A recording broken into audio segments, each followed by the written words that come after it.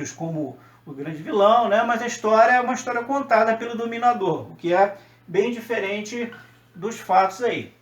Eu quero mostrar para vocês também, está no livro de vocês podem observar com mais cuidado lá, ao longo do tempo como é que se deu esse processo de expansão. Bom, em 1783, o que aconteceu? Olha só, nós temos aqui as 13 colônias, e aqui em verde, né, a gente tem essa parte aqui que foi cedida pela Inglaterra, né, e eles passaram então o quê? A expandir em direção cada vez mais ao oeste.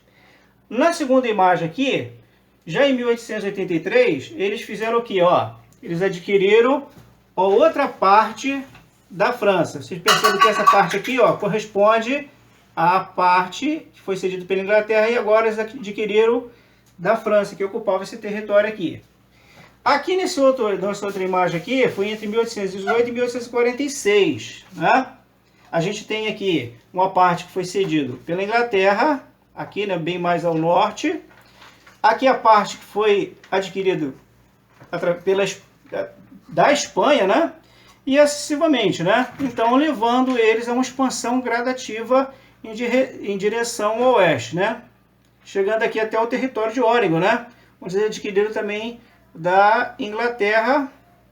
E aqui do México. Perceba que o México ele tinha terras muito mais ao norte aqui também, como a gente vai ver na outra imagem.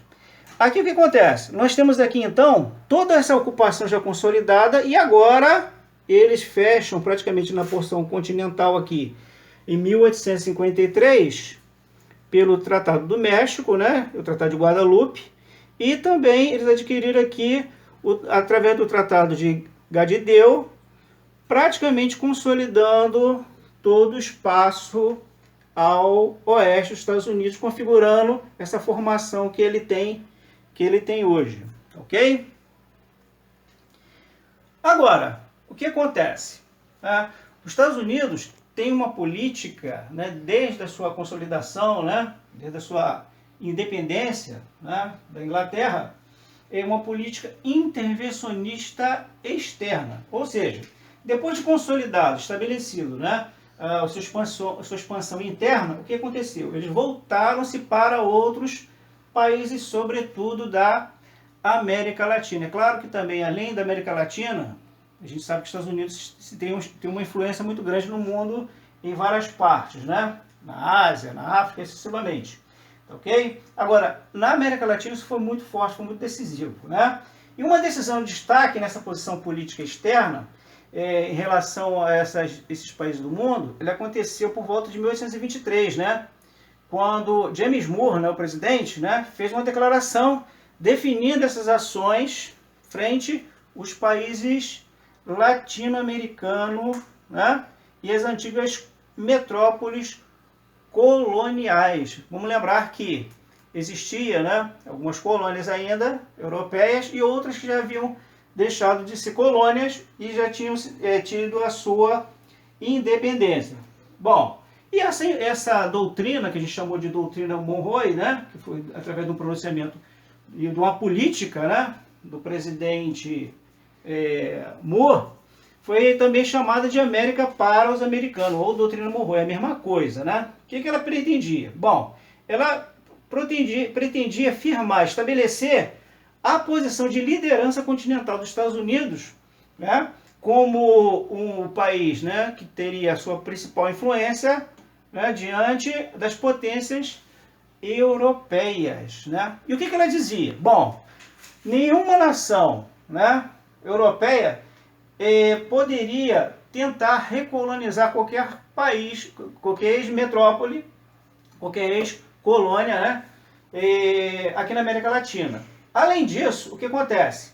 Então, a Europa também não poderia de maneira nenhuma interferir, né, nos negócios estabelecidos pelos países da América aqui. Não apenas da América Latina, mas todo o espaço americano. Né? E aí o que a gente vê então? Bom, a gente vê que tanto a doutrina Monroe quanto o Destino Manifesto, né, elas serviram, na verdade, como o quê? Como um pretexto para os Estados Unidos fazer o quê? Realizar suas intervenções diretas e indiretas na América Latina, né? E isso vai de acordo com seus interesses. Interesses econômicos, interesses políticos, mas é claro que nós sabemos que, de fato, os interesses maiores dos Estados Unidos sempre foram o quê? O interesse político para chegar ao fim, né? Aquilo que a gente poderia dizer que é, de fato, o econômico, né? A questão econômica ela está sempre em primeiro lugar, né? É o fim, né, do objetivo, né? Então essa política, né, essa conduta dessa política de intervenção dos Estados Unidos, tanto direta ou indireta, né, na América Latina, a gente chama de imperialismo. E quando a gente fala então em imperialismo, a gente está falando de quê? Dessas intervenções, né, que podem ser diretas ou indiretas aqui, tá legal? Não é um termo apenas se aplicado aos Estados Unidos, né?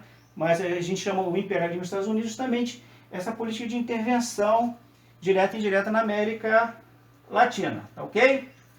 Bom, então o que acontece?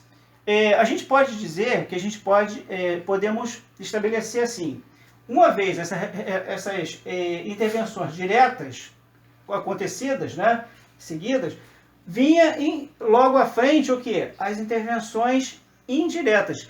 Essas intervenções indiretas seriam o quê? Fornecimento de armas, né, de apoio a opositores ao governo, né, que estavam estabelecidos, né? Muitos deles eram aqueles que eram inclinados ao socialismo, lembrando que os Estados Unidos é a principal referência mundial ao capitalismo e o socialismo. Eles se contrapõem, né? Ou mesmo aqueles países que eram extremamente nacionalistas, né? Ou ainda aqueles que, de alguma forma, ameaçassem os interesses dos Estados Unidos. Tá legal? Então, essas intervenções, elas tinham praticamente esses pretextos aí, ok? E aqui a gente tem, então, uma imagem que mostra pra gente que os Estados Unidos, de alguma forma, ele interveio nos outros países, né, da América, né, que vai aqui desde o México, né, até o sul aqui da América Latina, né, da América do Sul. E foram, na verdade, o quê? 17 intervenções, né, diretas e 24 intervenções indiretas, passando por México, Honduras, né, nos seus respectivos anos, né. Aqui a gente tem aquelas que foram diretas e aquelas indiretas. É claro que alguns historiadores, né, alguns geógrafos, eles estabelecem algumas datas que podem não ser iguais, né, mas nós estamos tomando como referência essa imagem, porque nos parece bem esclarecedora, tá legal? E, de certa forma, confiável. E vamos lembrar também que os Estados Unidos, o Brasil também, né, os Estados Unidos, ele teve uma intervenção indireta aqui no Brasil, que foi no golpe de 1964. Até o Brasil sofreu influência também das ações de políticas externas dos Estados Unidos, tá ok? Bom, e qual foi a consequência disso?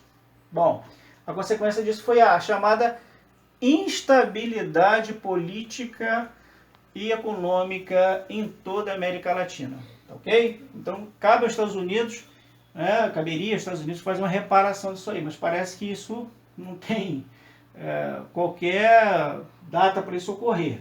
Mas isso causou instabilidade política, da qual a gente ainda, por exemplo, o Brasil sofreu de 64 a 85 a influência do chamado intervenção militar, o golpe militar, né? Foi um período bastante longo, né? Então, esses precedentes aí, né, acrescidos a vários fatores, foram decisivos para que os Estados Unidos fizessem o quê? Se consolidasse como nação mais desenvolvida do planeta, né? O país que tem maior influência no mundo. Mas não para por aqui, a gente vai falar também desse crescimento econômico também aí, tá legal? Agora, o que acontece? Os Estados Unidos sempre foi muito rico, né, em recursos naturais, que eram importantes para a sua industrialização, né? E aí o que aconteceu? Eles foram impulsionados principalmente pela aceleração comercial, né, e sua expansão do mercado interno. Ou seja, o forte mercado interno significa o quê?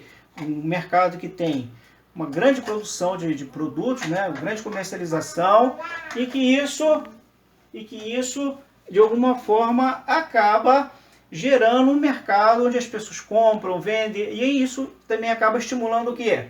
A prosperidade econômica, né, através da chamada o quê? industrialização, tá ok? Então isso é muito importante a gente destacar. Outra coisa também é que foram feitos maciços, né, quer dizer, grandes investimentos na área de mineração no século XIX. Os Estados Unidos é muito rico em minérios também, como também o Brasil e outras nações também. E isso foi estimulando a produção. Já no final do século XIX, né, o que aconteceu? Houve a descoberta e extração grande de petróleo, né, e isso trouxe novos rumos, né, a esse desenvolvimento estadunidense. Né? Por quê? Porque houve uma revolução na área de quê? Dos transportes. Vamos lembrar que a primeira empresa a surgir na área automobilística, ela surge nos Estados Unidos, que foi propiciada justamente pela descoberta do petróleo, da produção Ford, né, que ainda existe até hoje, né, Henry Ford, né, que é a produção de automóvel, ok? Agora, então o que a gente percebe? Que essa expansão, né, da economia, essa ascensão, esse desenvolvimento dos Estados Unidos se deu principalmente pela acumulação de quê? De capital, né, de muito dinheiro, principalmente ocorrido na segunda metade do século XIX, ok? E início do século XX. Né, o país já possuía o quê? Já possuía grandes empresas, né, as indústrias foram se tornando cada vez maiores, né? E detinham também o monopólio do petróleo, até então, né? Porque o petróleo acaba sendo utilizado na área de produção, por exemplo, de gasolina e para se convertendo justamente como combustível para a indústria automobilística e outras áreas industriais também. Né? Mas não parou por aí. Também houve um grande desenvolvimento da produção de indústria de aço, além de quê? Da enorme fatia ferroviária mundial que os Estados Unidos detêm. Os Estados Unidos têm uma rede ferroviária gigantesca, né? Que coloca ele numa condição muito favorável para percorrer o grande espaço territorial interno, tá ok? Agora, devemos lembrar também que dois outros fatores foram muito importantes. O primeiro ocorreu, né, por causa de acontecimentos históricos, que foi a Primeira Guerra Mundial, de 14 a 18, e a Segunda Guerra Mundial, que foi de 39 a 45. Vamos lembrar que no momento em que a Europa estava saindo da guerra, tanto da Primeira quanto da Segunda, os Estados Unidos estava bem distante, ele estava praticamente o quê? Intacto, enquanto a Europa foi praticamente o quê? Aquelas grandes nações industrializadas no primeiro período, elas estavam praticamente se reconstruindo. E nessa situação, os Estados Unidos estavam numa situação bastante confortável e ele fornecia o quê? Empréstimos, mercadorias, né? Industrializadas, né? E esses empréstimos eram gigantescos, né? Crescidos de juros, né? E isso elevou ainda mais do que o PIB dos Estados Unidos e consolidou os Estados Unidos como o quê? A maior potência mundial, tá ok? A potência mundial em termos o quê? Econômicos e etc, né? Então, nós temos aí uma coisa que a gente quer destacar, é que nos Estados Unidos a gente tem as maiores multinacionais e o maior número, né, de multinacionais, né? Essas multinacionais são grandes empresas, né, bilionárias na maioria das vezes, né, e que o seu lucro, às vezes, é superior de alguns países, né? Então, essa expansão dessas multinacionais aí, e do comércio dos Estados Unidos,